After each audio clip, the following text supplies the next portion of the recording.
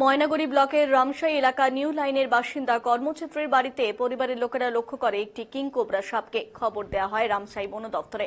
পরবর্তীতে রামশাই বন দপ্তর থেকে ময়নাগুড়ি পিপিএস কে খবর দিলে ময়নাগুড়ি পিপিএস এর সদস্যরা ঘটনাস্থলে পৌঁছে প্রায় আনুমানিক 12 ফিট লম্বা কিং কোবরা সাপকে উদ্ধার করে।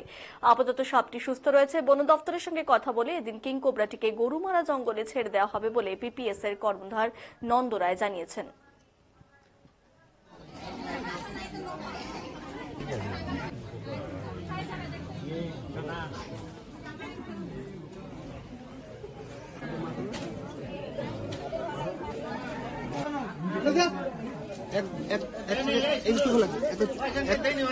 থাকিস না।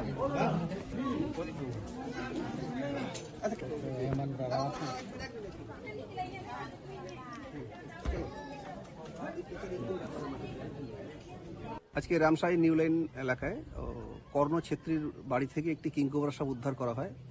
প্রথমে তারা বাড়িতে কাজ করতে গিয়ে সেই সাপটি দেখতে পায় এবং বন দপ্তরকে খবর দেওয়া হয়। বন দপ্তরের তরফ থেকে আমাদের কাছে খবর আসে, আমরা দ্রুত সেই ঘটনাস্থলে যাই এবং কর্ণ ছেত্রীর বাড়ি থেকে আমরা সেই কিং কোবরা সাপটি উদ্ধার করি। এটা অনুমানিক 12 ফিটের উপরেই হবে। হ্যাঁ, সাপটি সুস্থ আছে, তাই আজকে এটা গরুমারা জঙ্গলে ছেড়ে দেওয়া হলো। হ্যাঁ, আমরা পিপিএস ময়নাগুড়ি।